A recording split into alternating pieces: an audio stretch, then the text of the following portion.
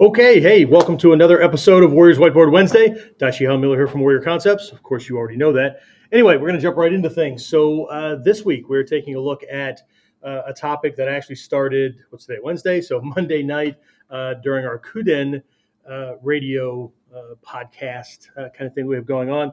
If you missed those, you can always join us Monday evenings at 8 p.m. We're simulcasting on all the same platforms that you're listening in on this. So if you're finding this, you can find Kuden.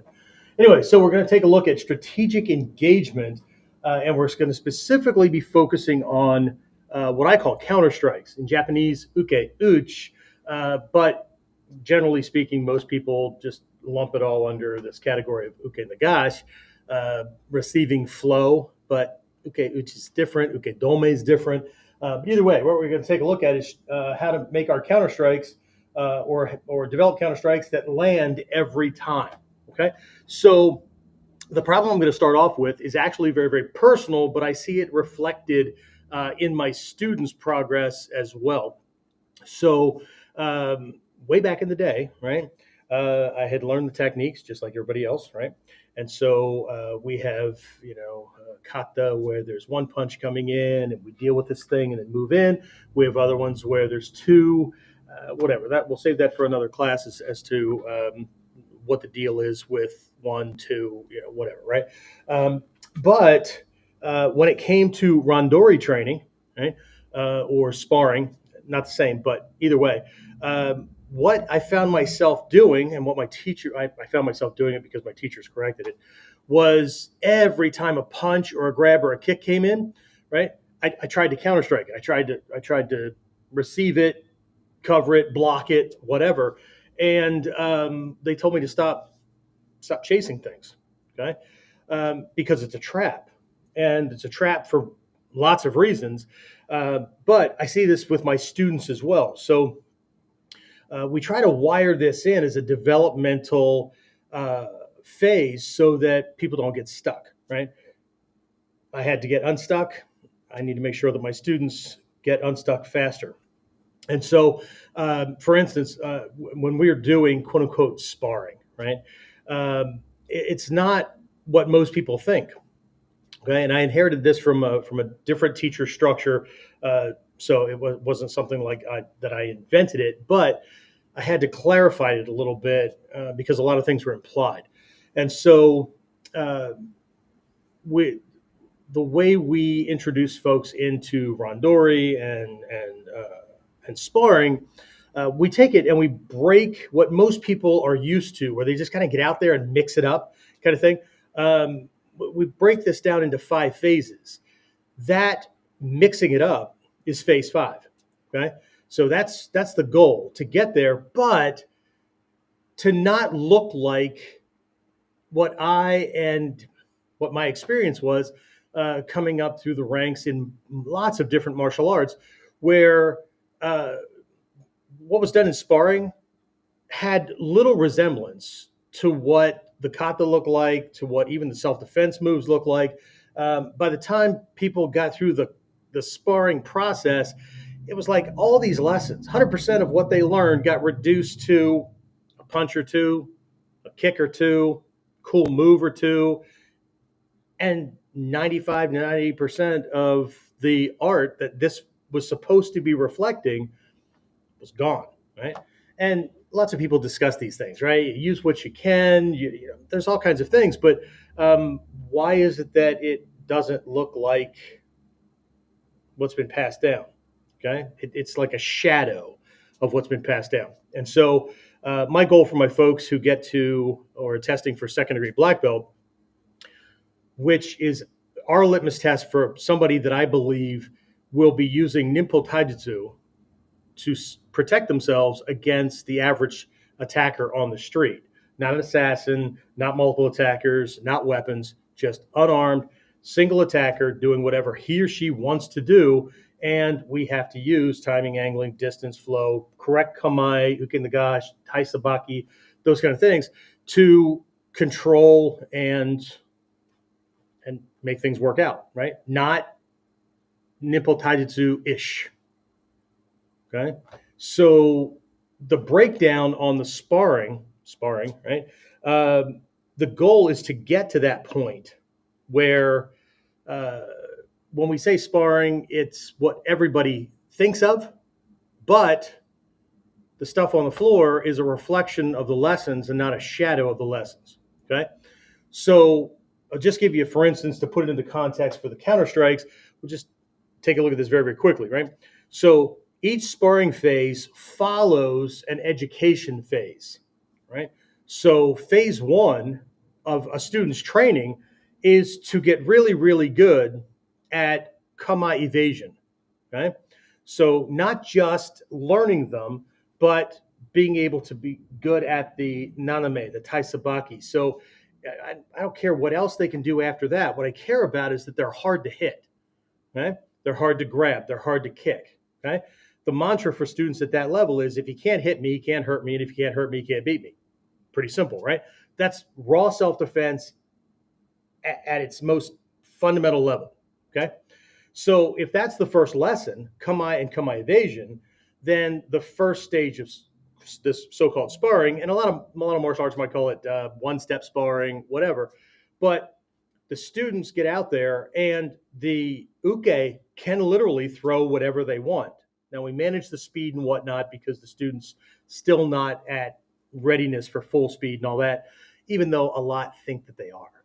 Okay, but and here's a litmus test for you: if the speed you're going at causes you to break from what you're trying to integrate into your system and you fall back on other shit that you've done, it's not that that stuff doesn't work. It's just that you're no longer doing this. So you need to drop down to a speed where you can do that. And then you can systematically increase the speed until you can hit 80%, 90%, 100% of attack, full attack speed, and not break kamae, not break naname, not break taisabaki, that kind of stuff, right?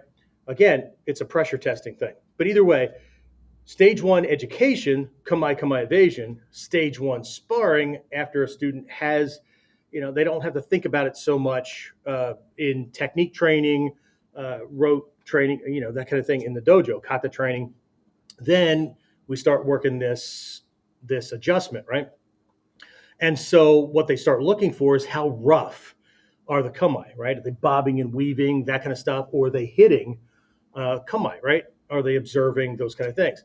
And they're going to stay at that phase one until they're getting it right. They're getting at kamae evasion right 80% of the time at 80% full speed. Okay, I know ego wants to rush ahead, but until it gets integrated into muscle memory where we don't have to think about it, we're playing the lottery, right?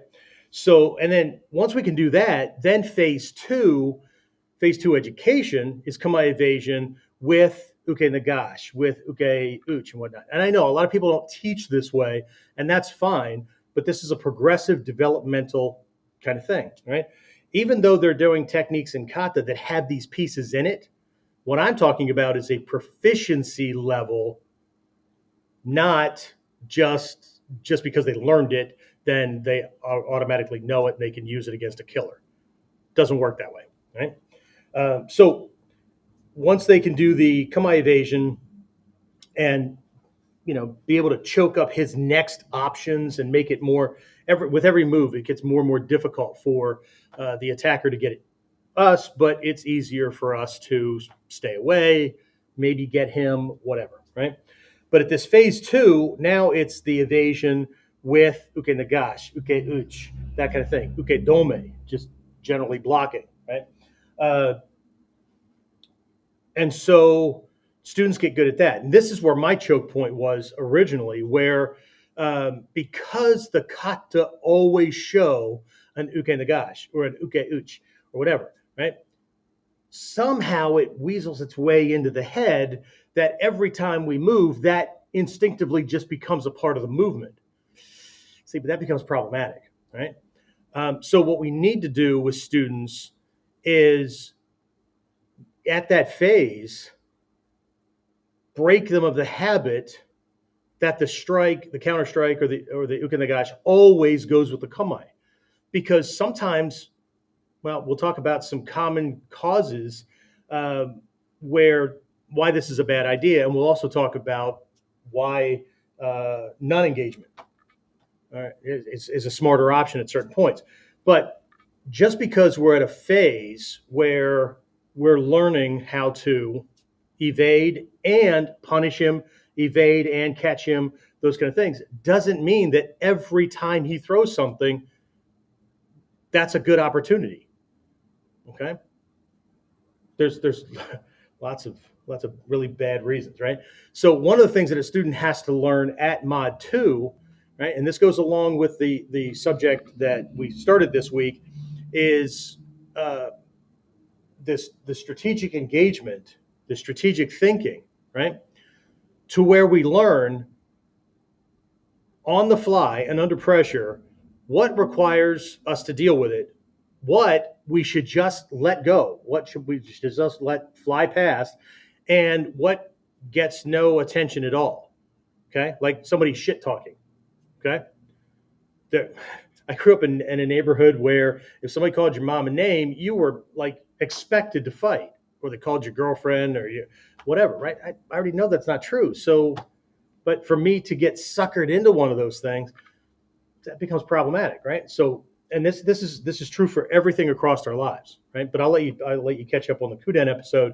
But we have a finite amount of energy and attention, and what we don't want to end up doing is be fighting on multiple fronts. And for some folks, since they can't not respond, since they can't not meet a challenge, right? Not only is everything a battle, is everything a contest, is everything a challenge, but they got multiple fires going on at the same time, right? Across multiple areas of their lives, their relationship, their finances, their the challenges on the street, peer pressure, right? Because we don't dress the right way, we don't talk the right way, we're not slim and fit the right way, all kinds of shit, right? So anyway, we have to worry about this, right? So what the student has to learn is when they have a good opportunity to catch him with a literal catch or a counter strike or whatever, okay? Because they're learning strategic thinking, okay? Then in phase 3, because that education, then we move into the next part, right? So the uke nagashi or the uke nagashi is supposed to allow us to read them and know where we can carry them, where they're strong, be able to read their intentions, those kind of things. It's not just this empty movement, right? Uke-uchi is a way to punish them or engage with them in a way that allows us to open up a gateway, okay? There's 2 basic ways to do that, right? We can hit them and knock that limb away, or we can, that's koppo jutsu or daken taijutsu, or we can hit a pain point, a pressure point, and get the body to flinch. So either I move him or I get him to move him, right? To open up that gateway. And if we can understand that and how it works strategically, then we know when we're delivering it, whether or not we get the opening, right? And then also not just the opening, but where's his limbs? How is he off balance? That kind of thing. And we have to earn the moment to move in to make the kazushi, right? To further increase the balance breaking and whatnot, right? To put him into a position that when I move in for that urashito in Ichimonji no kata or whatever, right? There's no resistance. He can't resist. He can't defend. He can't escape. He can't get at me. He's a sitting duck, right? This is the science of Ninpo Taijutsu, right? Call it Budo Taijutsu, call it whatever you want, right? We lean into Ninpo Taijutsu for a very specific reason. But either way, right? So this counter strike, uke uchi, uke nagashi, this kind of stage is a bridge, right, to being able to open things up to deliver things, okay? Or at the very least, I'm staying away and punishing him so he's getting hit in ways he's probably never been hit in a fight. Things hurt that he didn't even know could be freaking damaged, all that kind of stuff. And so he might just decide to just pack shit up and go home, because if that's what you're doing and he doesn't know what that is all about, shit, what else might you have if you get in there and start mixing it up? Okay, so again, the choke point is this trap of chasing every attack. Right. So let's start there, and then we'll just progress through this. Okay. So the we need to examine or come at this from this question, right? Why do students, even experienced fighters, okay, develop the habit of responding to every incoming strike? And it could be a block, right? It could be a flinch. It could be this bob and weave kind of thing. Even if the guy can't reach you, even if the strike is like you've already slipped it and it's gone by. Here's something that I ask my students all the time, especially those earlier on at Mod 1, Mod 2. Punch comes in and we teach them this uke nagashi, this taisabaki where they get offline, right? In ninjutsu, everything is about indirect engagement, not nose to nose, toe to toe kind of thing, right? It's one of the biggest things that people bring with them from other fight systems, and so they don't think this is effective, and then they I don't know, taekwondo-ify or they wrestling-ify or whatever their movements, and then they're not really doing what it is that they think they're doing. Right? I'm not saying they can't get ranked for it. I'm not saying they can't get a pat on the back for it. I'm not saying that they can't have a mutual admiration society in their training group, that everybody believes the same thing the same way. But we can call a dog's tail a leg, but doesn't make it so. Okay. So anyway, so why, right? Why they develop this habit of responding to everything that comes in or everything that the attacker does. Okay. Well, let's just look at a couple of common causes. I got 4 of them that I just kind of prepped for the class, but there could be others. Okay. So the first one is an ego-based thing. It's fear of missing an opportunity. Right? The problem here is they believe that everything's an opportunity. Okay. But this goes way, way deeper, right? What underlies this is a imperative need to win, which is also another way of saying a fear of losing, right? So there's just a whole bunch of shit being thrown around. They're not learning the science. They're not working the mental stuff like observation, zanshin, fudoshin, those kind of things.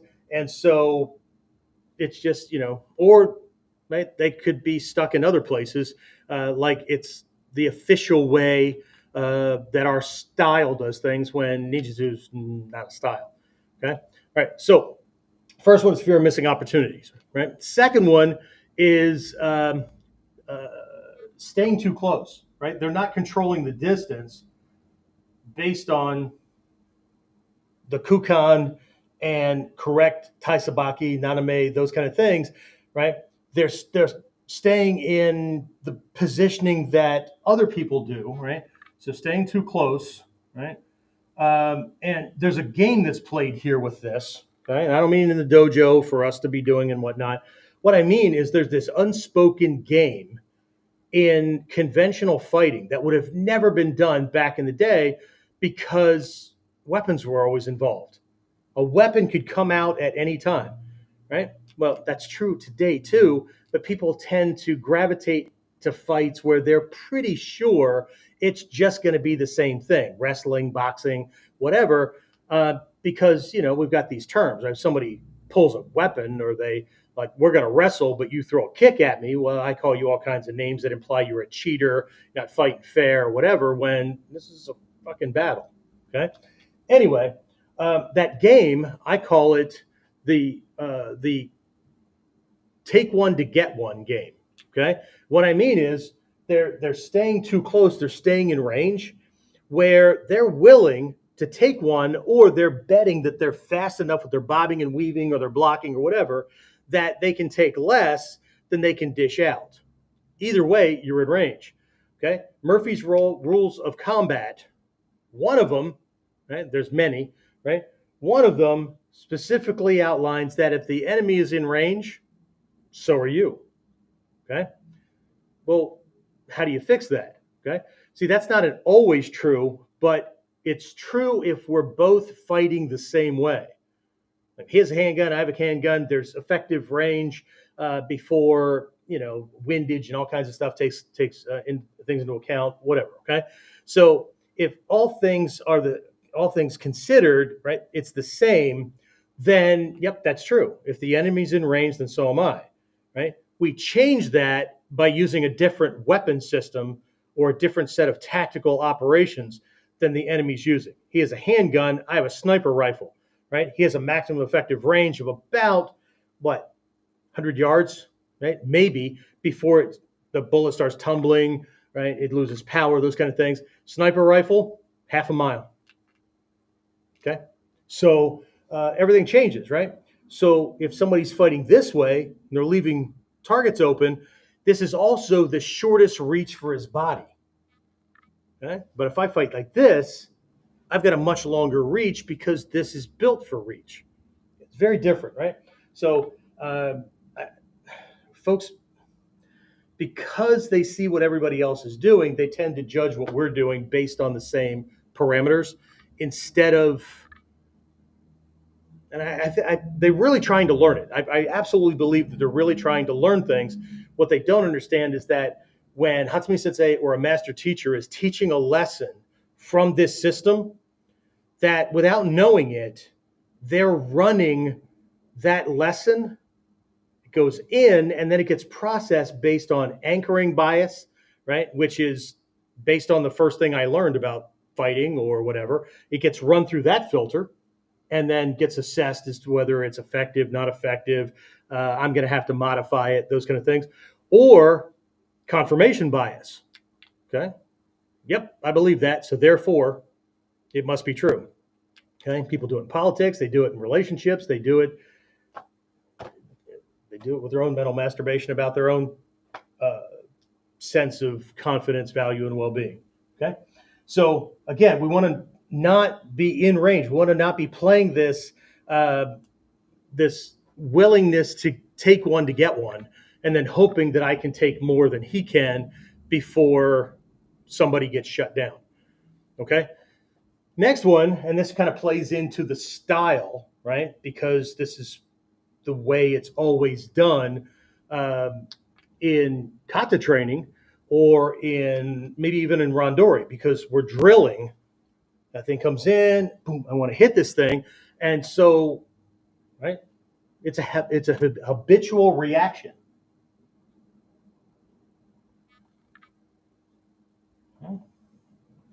Habitual reaction, okay? Blocking, parrying, whatever. Could be any of those things, okay? It's what's done, okay? It's what's for dinner, okay? And then the other thing that it could be is there's this overemphasis on defending or fighting rather than controlling, right? So defending or fighting over controlling.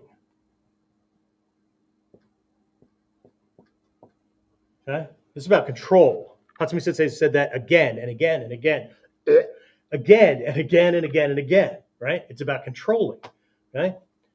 At the very, very upper levels, for those of us who were, 10th dans and then Daishihan and whatnot, the final lessons were don't even think about fighting, because when you think about fighting, you think about winning and losing. And then you're trapped into this chasing of things, right? Or this concern about certain things, right? Pride and all kinds of things that go on that you need to let that go, okay? How do I control?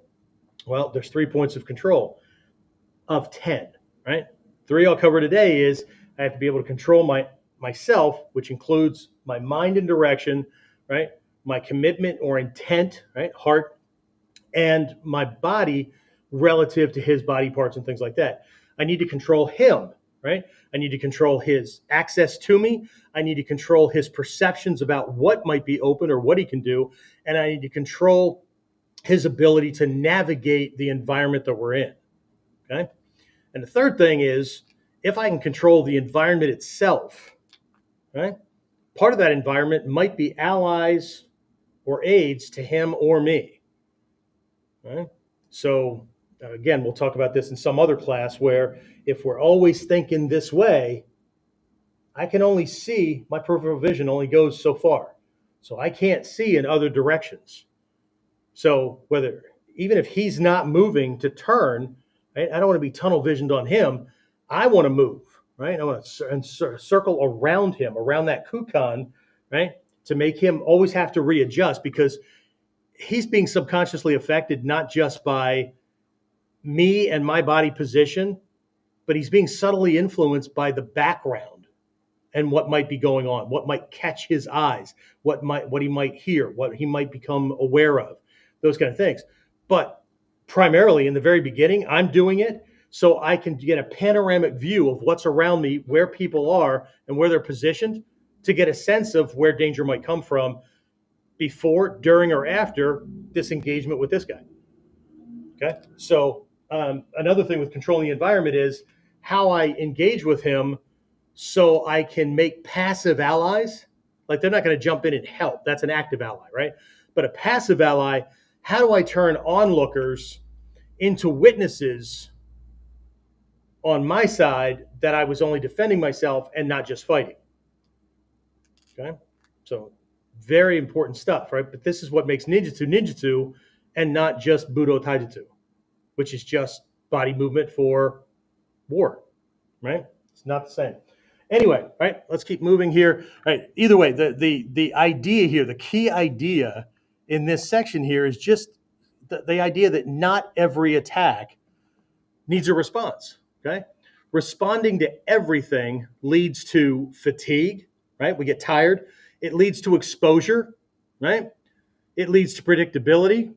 And I'll add one more, right? He's probably never seen these kind of things before, but the first time I go for his limb and I don't hit it, damage it, and cause his brain to go to that damage, and I swatted his arm, it's going to be really, really difficult to do that again because I just gave away a secret.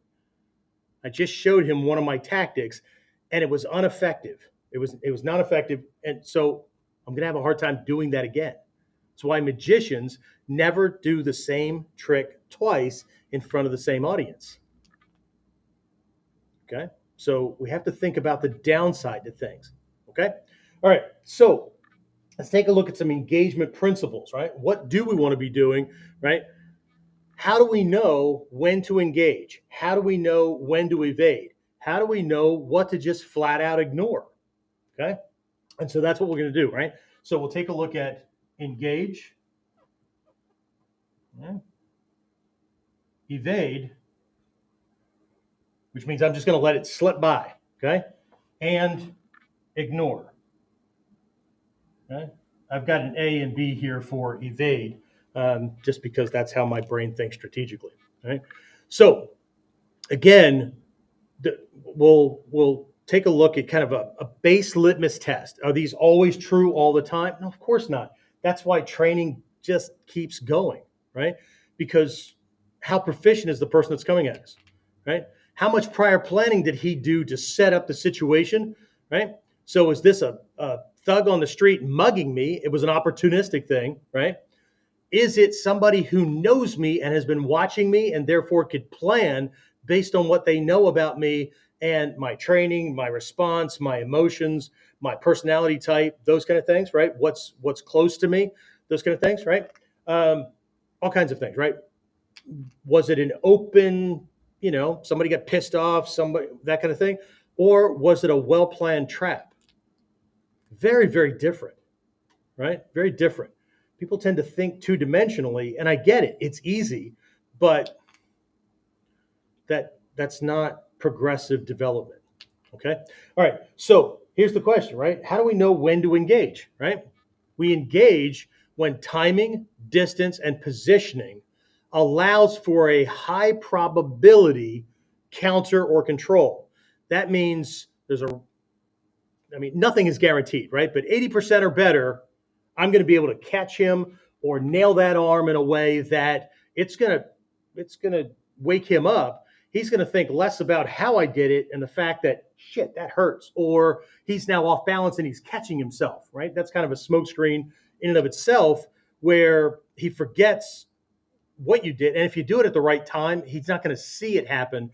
But right time or wrong time, if you miss, well, shit, you just gave it away, okay? So one of the things that the students have to do during that sparring is just start paying attention to, right? If I can move a little bit later in time, right? More last second timing before I bother moving, right? I can get him to fall into things, that creates a little bit more hang time on the arm because the arm will stiffen up just like the other one to keep from falling off balance. Just momentarily, he'll need to catch his balance. It leaves it there a little bit longer. Bang, I can hit it, right? I'm going to need to pay attention to my angling a little bit better.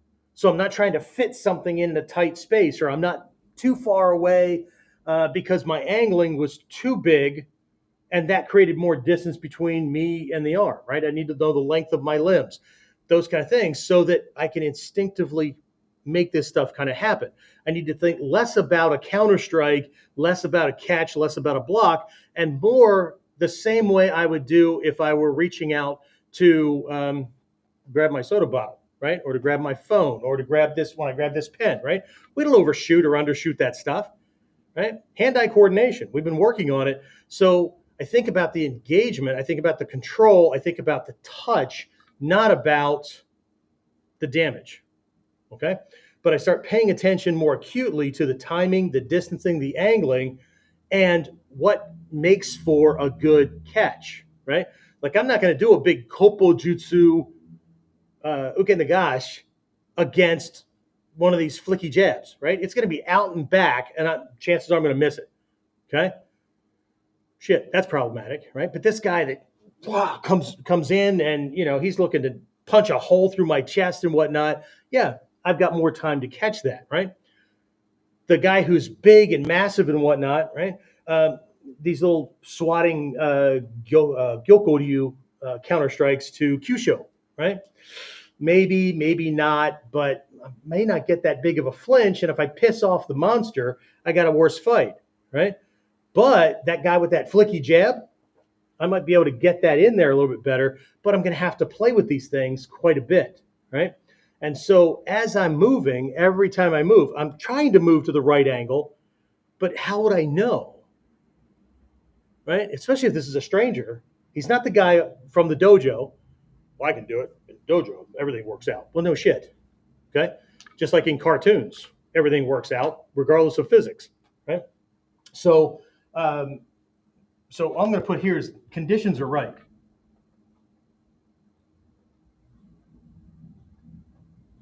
Okay, conditions are right. Timing, distancing, angling, that kind of stuff. Okay, if they're not, I'm not going to touch it. Okay, but how could I know? Okay, how could I know? Okay.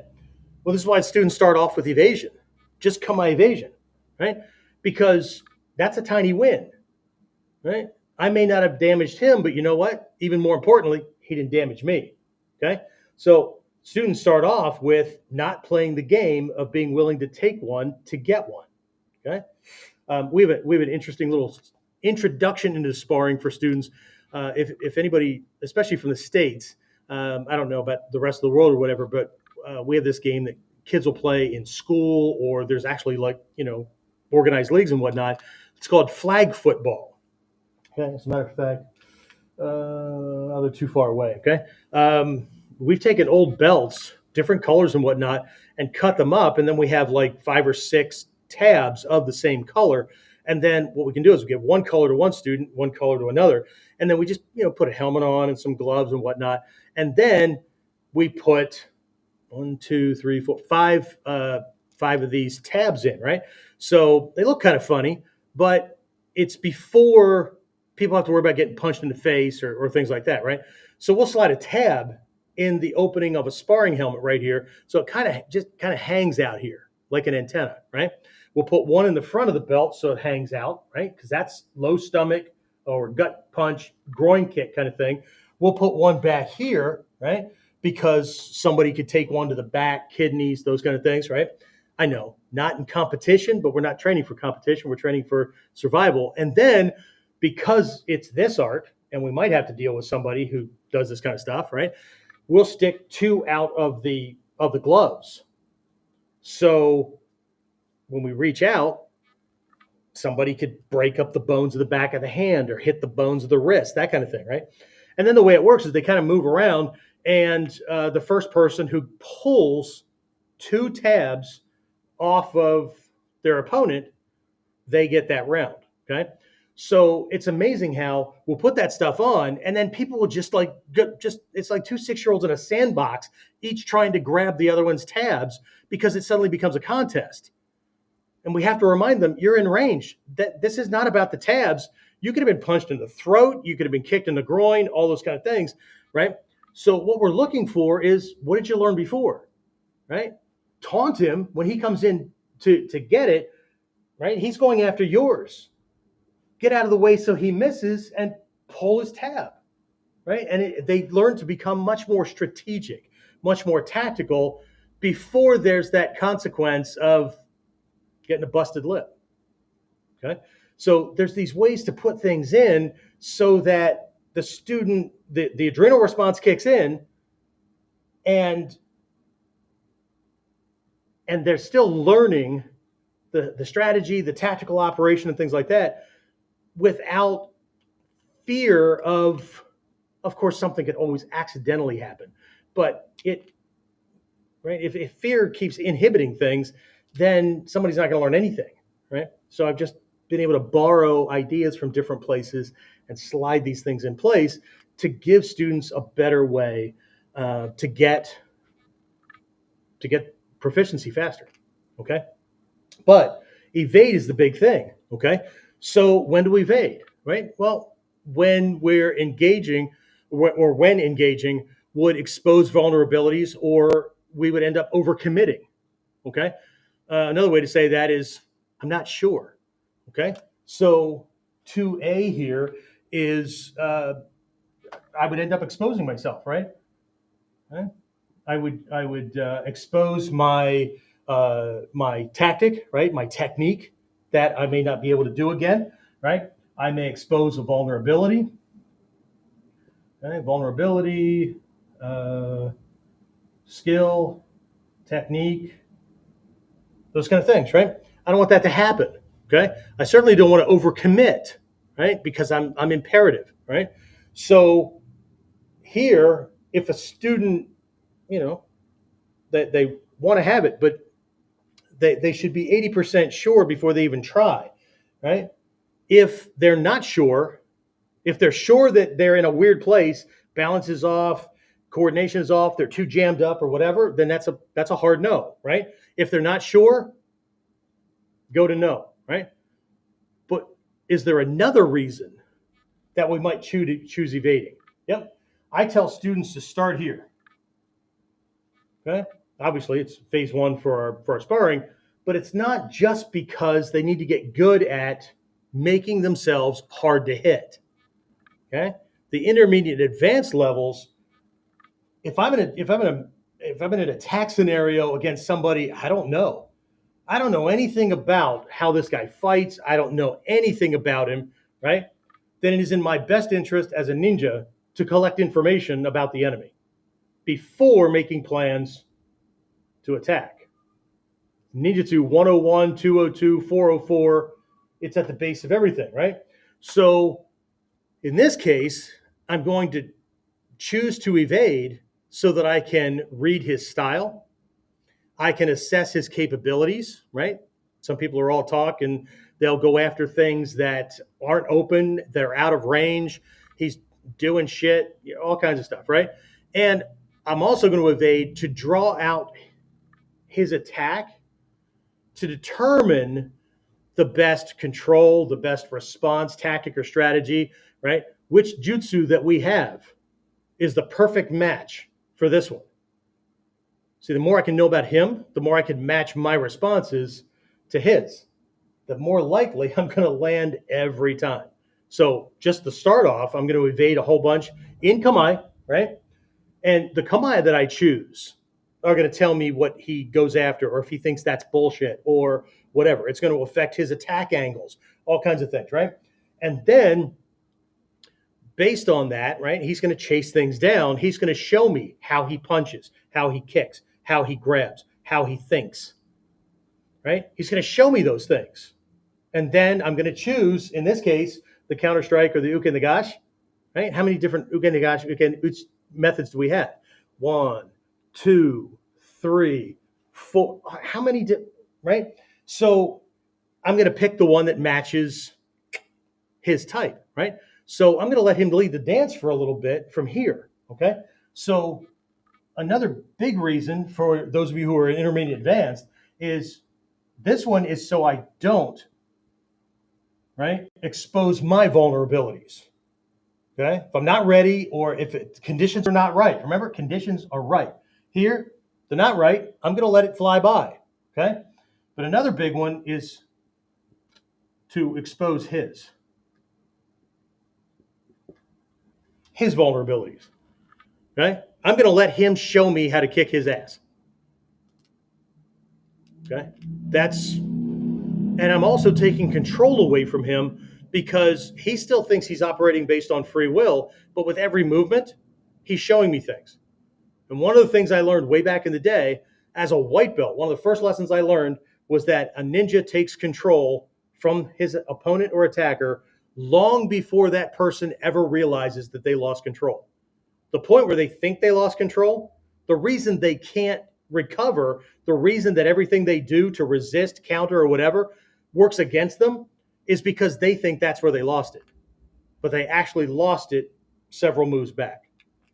Okay, so we're taking control here by allowing him to show us how he does things because he can't kick us, punch us, grab us. He can't do anything. I just covered this in our this past weekend for our spring camp, right? The reality, based on the makeup of a human being, is, and this is true for us too, so we want to make sure we're not doing dumb shit, right? Something cannot be done without surrendering something else.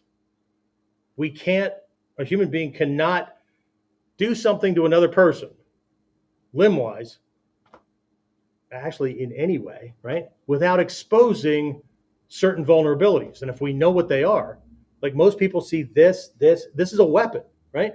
No, it's only a weapon when it's aimed at a target and it's going to land. As soon as you move offline, it's no longer a weapon, it's an extending arm, which is a target. Right? We need to be able to see that. Yin Yo is happening all the time. Yin Yang is happening all the time. Both are true at the same time, but the difference is he going to land or, okay? I don't need, and this is where the new people get involved. I think I started this earlier and I got off track, where new guys will do the evasion and then they'll bring the arm up and touch the arm. This comes from other fight systems where they're always blocking. Like, why are you touching his arm? Well, to block it. Why? What does a block do? Well, it keeps him from hitting me. Okay, when you moved offline, was he going to hit you? No. So you already prevented him from hitting you. So the evasive movement was the block. Now you're sticking your arm out there and you've opened yourself up because you're not in shield position. Okay? So the reason for the naname action is not just to get offline, but if we reach out there and block, we just did something stupid. Right? We threw away a limb that we could be using for direct engagement or for punishing that arm instead of just touching it. Right? Using the word block itself creates a mental block. Okay? So the two reasons here. One, right? I'm going to evade so that I don't do dumb things and I don't give him anything to use against me. Right? I'm not going to surrender something.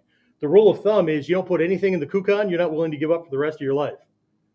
So you become very, very strategic about what you put in that kukan, and we only put it in there when he can't do anything about it.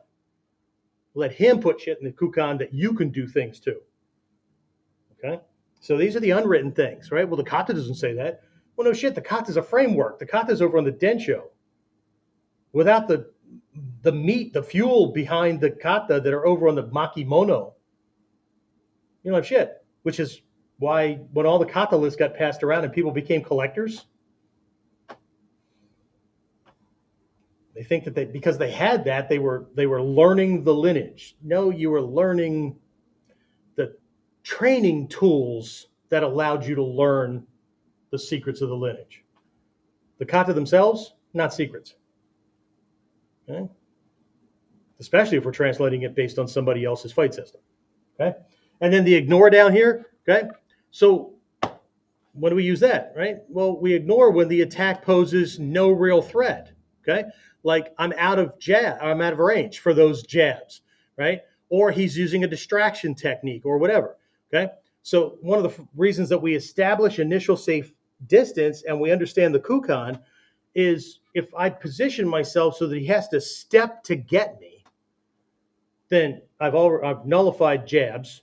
Now, could he bull rush me? Yeah, but I have extra time. Okay, so I'm going to ignore anything that can't touch me. I'm old, so the song "Can't Touch This" just jumped into my head. Was it MC Hammer? Whatever. Okay. Anyway, so he can't touch me, right? And so just because he throws something, a lot of people, because they came from other fight systems, right? Something comes out and they can't help but bobbing and weaving. But what's the purpose of a jab? Same as the purpose of a tsuki, to break kamae, not to land. If it lands, great. If it doesn't, right? That bobbing and weaving breaks kamae. If I bob to this direction, all the muscles over here fire, makes it harder to move away, right? And so when I move back, he just hits me with the next one. If I bob in this direction, I'm off balance this way. Muscles back here fire, okay? We have to think much more strategically, much more tactically. Otherwise, it's just choreographed moves. It's just style. It's just theory. It's just a good idea. It could work a lot until we go up against somebody who thinks differently and more scientifically, right? And can read that fight style and that body motion, right? The study of kamae is the study of body dynamics, right? The study of kazushi, right? Balance breaking and things like that. Once we understand how that works, you'll be able to look at other fight styles and go, that guy knows what he's doing. That one, he's going to get caught 90% of the time because he's too close. He broke his kamae. He's making it harder for himself to do things, right? He's forcing himself to have to be faster, stronger, trickier, more agile, those kind of things, when if he just buttoned up and changed that mistake, he wouldn't have to worry about being faster. In Ninpo Taijutsu, you're supposed to be able to go slower than the attacker because it's based on timing when you move and the angle that you move on, not on being faster than him. So if you can't go slower than the attacker with your response time, then you're playing the same game. And he already knows that game. Okay? So again, what teachers taught me a long time ago, right? And as this kind of wrap up this section here, was don't swat at flies. Okay? And that means reacting unnecessarily. Okay? It only increases risk. Okay? This is about minimizing risk and producing the same or more results with less. Okay? Not fighting harder. One of the things that threw me off the most in this art, coming into this one, and coming out of Taekwondo, Tang Soo Do, two forms of jiu-jitsu, hardstyle karate, a soft style of karate, Jeet Kune Do, those kind of things. When I came to this art, like white belts were the ones walking off the floor all sweaty, and black belts looked like they were, right? I mean, if they didn't do physical exercise or just do a whole bunch of rolling or whatever, they don't look worn out. That was completely opposite my experience coming up through the martial arts, where white belts, they did a little bit in training and they, left looking, and the black belts came off the floor just all disheveled and all sweaty and stuff like that. That's absolutely contrary to the professional world. No other professional in the world works harder than the new guy on the job. But somehow that's expected in the martial arts because it's seen as a sport. I have a hard time in my vocabulary seeing surviving an attack by somebody who wants to beat, break, or kill me as a sport. To me, that's problematic. All right. Anyway, let's keep moving, shall we? Okay, so let's take a look at some success tactics. Right. So we already talked about this. This should already give you a good place to start. But let's look at the foundation. Right. This is purpose of uke nagashi and kamae, and then we'll take a look at some benefits of not engaging. Okay, not engaging. I've alluded to some of these, but we'll keep going. Okay, so First thing I want to say here is that uke, nagashi, and kamae are not just defensive movements. Okay? They're not. I've been taught that they're tools and they're weapons. Kamae are weapons. Taking kamae is an attack. I don't have to touch his body physically, but I'm attacking his sensibilities. I'm attacking perhaps his will to fight.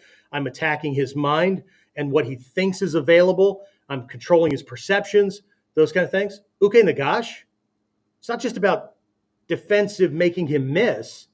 When I really master uke nagashi, I'm getting him to tell me more about him. I'm beginning the process of breaking his balance, all that kind of stuff. Okay. Beyond that, there are frameworks for one, measuring distance and timing. Measuring distance and timing. Okay. So at a very base level for beginners, distance equals time, time equals distance, right? The greater the distance, the longer it takes time-wise to cross that void. Later on, for advanced people, that paradigm gets broken, right? But it's this distance timing kind of thing. And it also allows us to what? What we're just talking over here, right? Assessing whether an engagement opportunity is real or it's feigned. Is he throwing an actual thing that I can catch? See, all the kata assume that he's throwing a kill shot, and so I'm going to catch him. But what if it's a psych out? What if it's fake? I go chasing this thing and shit, right? He can make me overcommit because when we do things, the brain assumes a certain amount of effort and energy to do work. And then I catch what? Nothing. And now I'm exposed. Okay? So it's assessing real from fake. Okay? Is it a feint? Is he feigning the attack? Or is it an actual real attack? Right? That's a whole different study area. Okay? And uke nagashi and the kamae we choose and all that, right? It shapes the opponent's next choice. Okay? It's Kyujutsu Tenkan Ho applied in movement form. You don't even have to think about being tricky. It's already wired into the kamae. Your job is to learn how each kamae controls the perceptions, not just of everybody, but of certain types of fighters. Okay? And I would, again, highly recommend going down through my videos, get past the guys that call me Santa and fat and bald and old, like I don't know these things, right? And like that's going to stop me, right? I'm learning how to keep somebody from killing me. Some jackass's words and insults. Yeah, that's going to work, right? But pay attention to when people are just lambasting things or talking about how that won't work or whatever, okay? Try to engage with them and find out what their fight background is. And then take note, okay? Because certain people, Taekwondo kickers, think Ichimonji is way too big and way too long because they can't kick fast from there.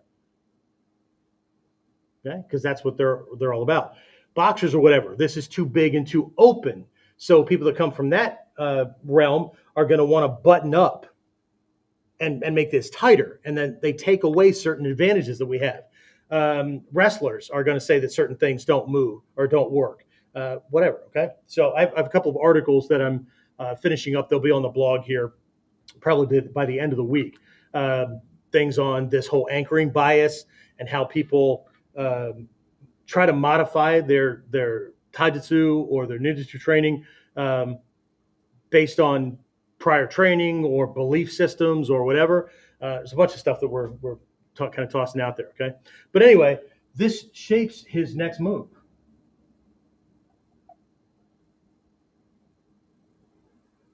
Okay? His next move, okay? Because he's going to think that certain things are open when they're not, all those things, right? Okay? So these tools, and that's how I want you to see them, right? These tools let you receive information before deciding on counteraction. Your kamae and your uke nagashi should be seen as the spies that the jonin and the chunin send out to collect information so that they know how to attack the enemy's camp or invade the castle or whatever. Okay, it's just another way to look at it. Right. So again, this is all about controlling the fight. Okay. Another aspect of controlling the fight is reducing the opponent's options. Okay, reducing his options. In the scrolls, it says you want to reduce the options to 3 or less. Never more than 3, because there's too much for you to watch for. Never less than 1, because somebody with no options can just throw caution to the wind and do the absolute unexpected. Okay, so keep it around 2 or 3 options. He still feels like he has free choice, free will, right? Except that you've buttoned everything up, but it also narrows what you have to watch out for. And then if he does something that's not within that realm that you know, right? That's what you have. And if he does something outside of that, you can start to use that to assess, is this guy even paying attention? Is he just a sucky fighter? He's just like, you know, trying to bluff his way through. He's just hoping to land something. Okay, that kind of thing. Or if I take up these things and leave certain openings and he won't take them, the distance is right, the angle's right, the opening is there, and he won't take them. See, that's a different assessment. It's the same as assessing skill, but now this guy, he's somebody that has to be worried about even more. Okay, so he doesn't just chase flies either. Okay, so by not engaging with everything you do, we'll talk about 3 things here, right? 1, you conserve energy. Okay. E means energy in physics, right? So you conserve energy, right? You have a finite amount of energy. You don't need to be cooking it off. Okay. It's the number 1 rule of survival: energy conservation. If whatever you're doing to survive burns up more energy than you're getting back through your water collection, shelter building, food processing, catching, all that kind of stuff, if you're getting less back on your return on investment in your with your survival skills than you're cooking off in trying to stay alive, you won't. You'll die. Okay? So it conserves energy and it reserves awareness.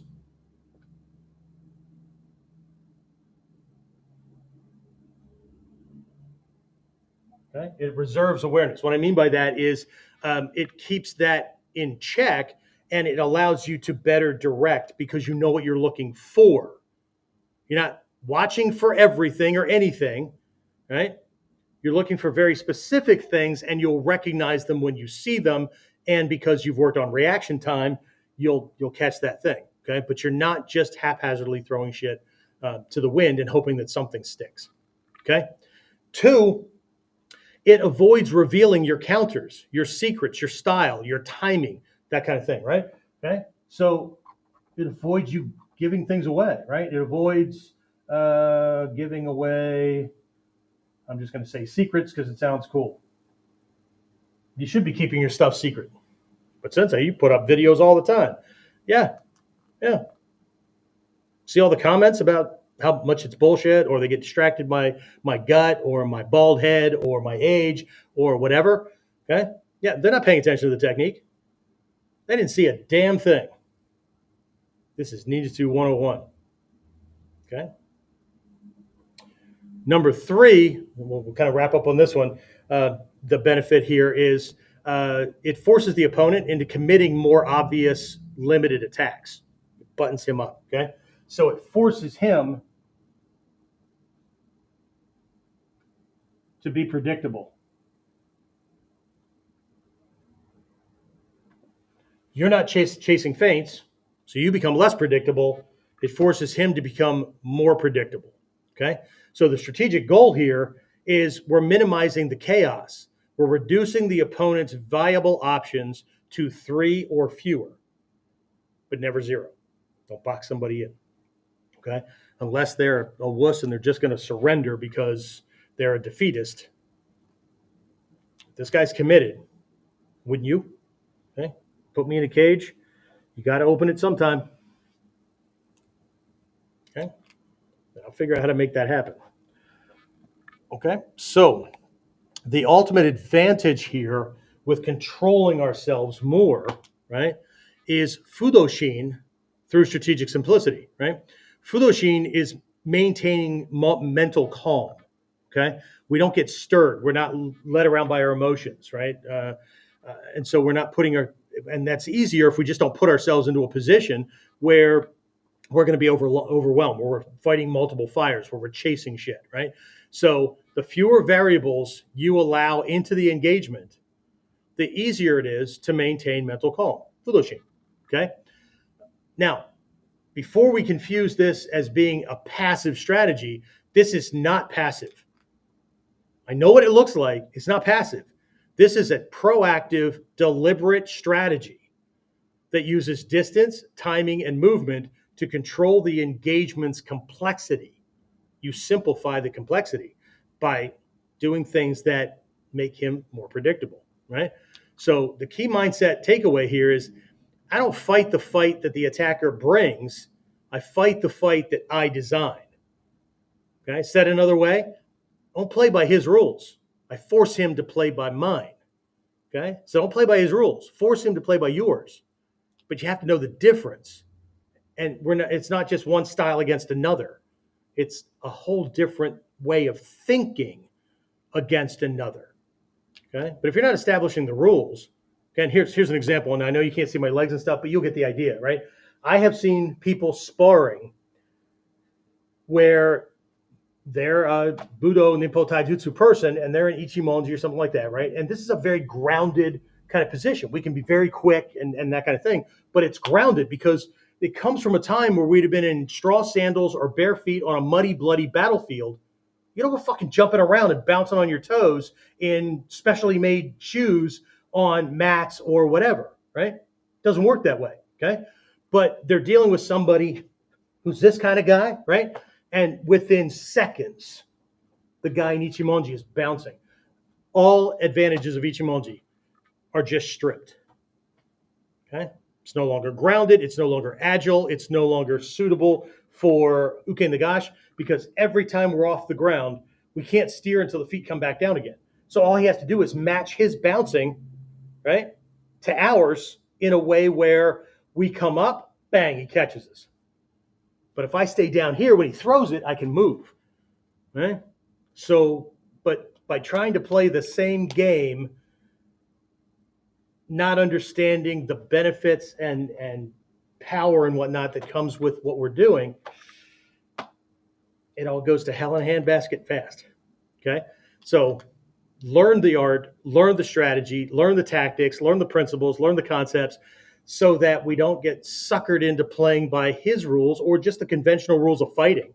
Everybody knows how fights happen. Just put some gloves on and get in the ring. Well, as soon as I put freaking gloves on, everything changes. There's certain things we will not do because they don't work. Okay? I made a comment in a class here recently that very few people have ever been punched in the eye. But people say it all the time. Oh, man, I got punched him in the eye. No, he didn't. He punched his ocular socket. He punched the orbit around the eye.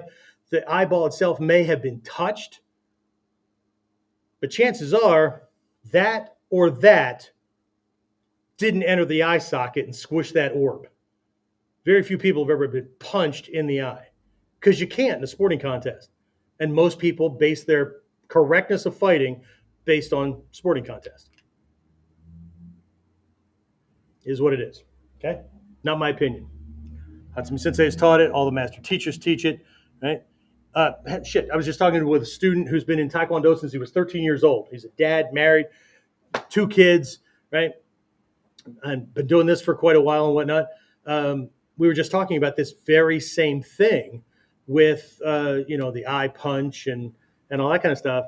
And, it all comes down to rules. I mean, he's doing this because you generally don't have to think about self-preservation when you're in those fights, okay? Yeah, I know. You're getting your brain rattled around and all that kind of stuff, but you fucking volunteered to be there. It's not the same as an attack.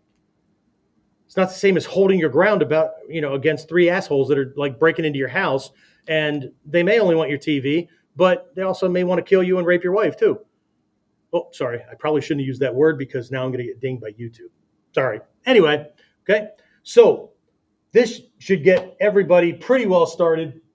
But for those who want to take this farther and see what it looks like, We're going to be working on that during this Friday's masterclass. Okay, so during that masterclass, we're going to take this strategic mindset and we're going to translate it into practical movement. Okay, so we're going to be focusing on uke nagashi, uke uchi, and evasive kamae transitions that let students, or at least let them experiment with this idea of not chasing every strike, and to start controlling the situation, to control themselves, to make better choices, right? To control his options, right? And more importantly, to control our responses to them much, much better, right? So the link is there at the bottom of the page. Let me just switch my screen over here. All right. The unique link right there, if you go over there to sign up for things, you can do that. And then even if you can't make it for class, make it, don't make it, or whatever, you're still getting the recording. Okay. So it's a 75 to 90-minute class. Sometimes they run a little bit over, but yeah, you get those things. If you're on live, you can interact. I can always see what people are doing if they're trying this stuff out. Even solo without a partner, you can use visualization. Not all warriors in ancient Japan had training partners. Right? They would just often go off on their own and practice in the forest or up in the mountains or whatever. Okay. So, but either way, you get the video. Okay. So that being said, that's what I have. This should give you plenty, right? Even if you don't show up for class, to start tweaking and not twerking, tweaking your training so that you can work some of these things in and break away from kata only or henka, tricky variations and all that kind of stuff, and actually start thinking more strategically about the engagement, about the control, about every single move in a kata. Okay, so the kata, there's no statement or implication in the description of the kata that you always throw the shot. Okay, the implication in the kata is you're supposed to know whether or not you had the opportunity for that uke nagashi as that particular step. The past masters assumed that if you knew that you didn't have it, you wouldn't do something stupid like that, because universal justice prevails. Right? You do something stupid, you do it often enough, one of those, you're going to get you killed. Okay? So we have to be careful that our assumptions don't override people that lived and died based on this stuff. Okay, that's what I have. So hopefully this was valuable. If it was, leave some comments. Let me know what your biggest biggest takeaway was. If you have questions, you can leave those too. I try to check on them as much as possible. If you don't see anything in a couple of days, you can always shoot us an email over at Warrior C. That's the word warrior and the letter C at warrior-concepts-online.com. Shoot it over to us, and my students get priority, but I'll get back to you usually between 24 and 48 hours, 72 if it's a weekend or holiday or something like that. Okay? All right, that's it. That's what I have. I'll talk to you again next time. So be safe. Train hard.